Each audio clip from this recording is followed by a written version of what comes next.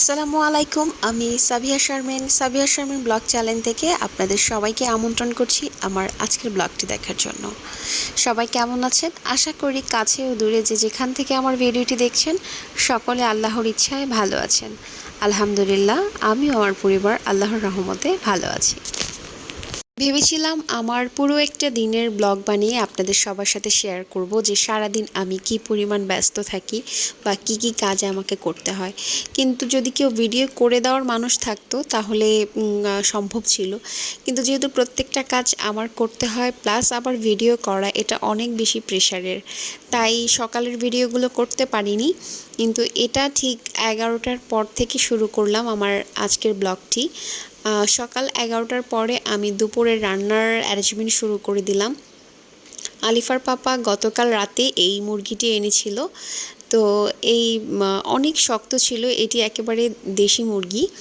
তো এটা নিজের হাতে কুটে একটা স্পেশাল মশলা বেটে আজকের এই মুরগিটা রান্না করব। আমার বাচ্চারা যেহেতু চিকেন ভীষণ পছন্দ করে, তাই আমার ভিডিওতে ম্যাক্সিমাম টাইমে দেখবেন আমার চিকেন রান্নার ভিডিও। এবং প্রতিনিয়ত যে রান্নাবান্না বেশিরভাগ সময়ই ব্লগের মধ্যে যে রান্নাবান্নার ভিডিও আমি শেয়ার করি তার মধ্যে চিকেন রান্নার ভিডিওটাই বেশি থাকে, কারণ বাচ্চারা যেটা পছন্দ করে রান্নার আগে সেই জিনিসটাই কিন্তু আমাদের মাথায় আসে যে বাচ্চারা কোনটা খাবে, আর সেটার প্রায়োরিটিটাই কিন্তু আমাদের কাছে বেশি থাকে।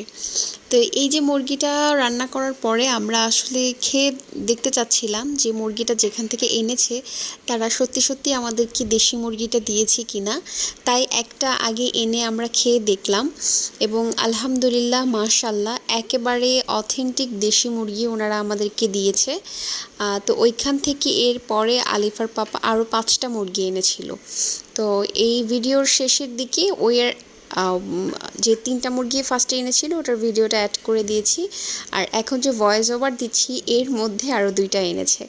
তো ওগুলোর ভিডিও করিনি, ওগুলো কেটে কুটে এনেছে। কিন্তু এর আগে যে 3টা মুরগি এনেছে ওটা পুরো আস্ত এনেছে।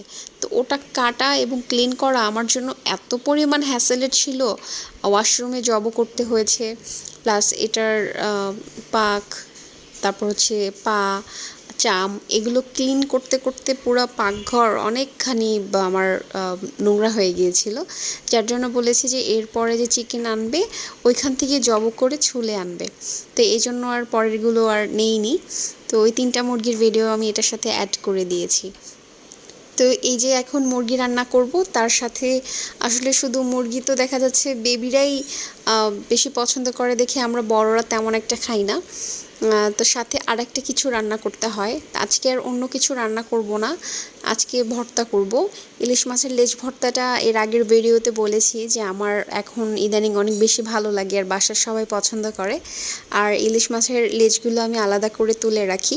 তা আজকে 3টা লেজ ভর্তা করব কাঁচামরিচ দিয়ে। তা আজকে আমার ছোটো ভাইয়ের উইকেন্ড ছিল, আজকে বলতে সোমবারের ভিডিও এটা।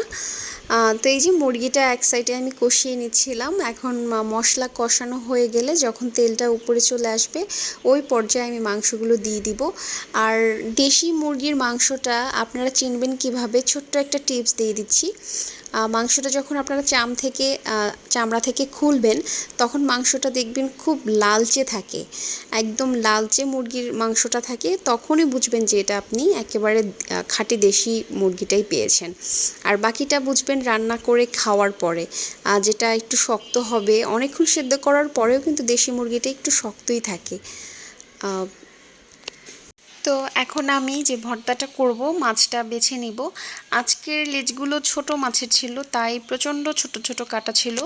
আমি বাটার আগে যতখানি পেরেছি বেছেছি, এখন একটা বাটা দেওয়ার পরে কিছু পাতলা পাতলা কাটা থাকে, মানে আঁশের মতন কিন্তু কাটা, তো ওগুলোকে একটু বেছে নিলাম। বাটার পরে ওগুলো উপরে উঠে এসেছিল। তো এই যে এখন মাংসে একটু আলু দিয়ে দিচ্ছি, কারণ মাংসের সাথে আলুটা কিন্তু খুব ভালো লাগে, দেখা যাচ্ছে মাংসের চেয়ে আলুটা কিন্তু বেশি মজা লাগে। তো এই যে এখন আমি কাঁচামরিচটা ভালো করে বেটে নেব, এরপরে লাস্টের দিকে একটু সরিষার তেল দিয়ে ভালো করে মেখে আমার ভর্তাটা কমপ্লিট করে নিচ্ছি।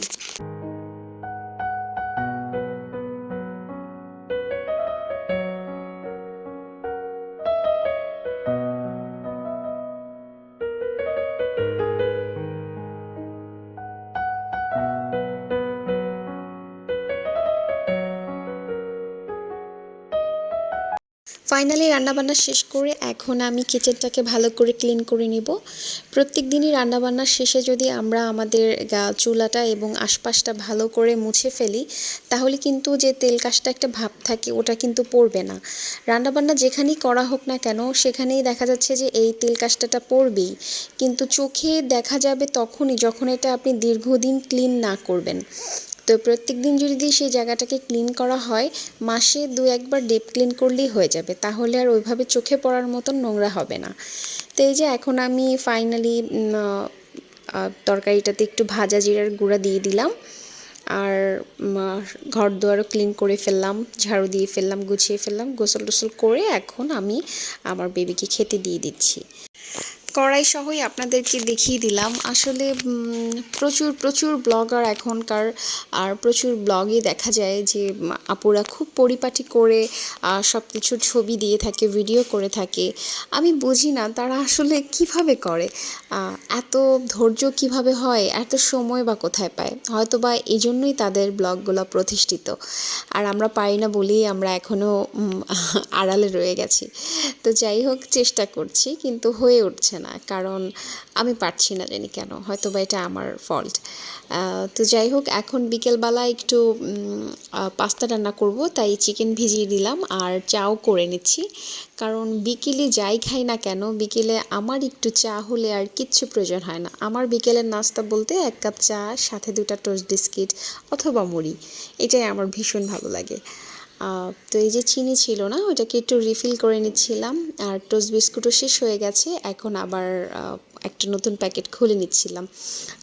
মাসের বাজারের সাথে আমার হাজব্যান্ড আমার জন্য 2 থেকে 3 প্যাকেট শুধুমাত্র আমার জন্য টোস্ট নিয়ে আসে, আর বাচ্চাদের জন্য মিষ্টি বিস্কিট নিয়ে আসে, মানে নরম বিস্কিট আর কি।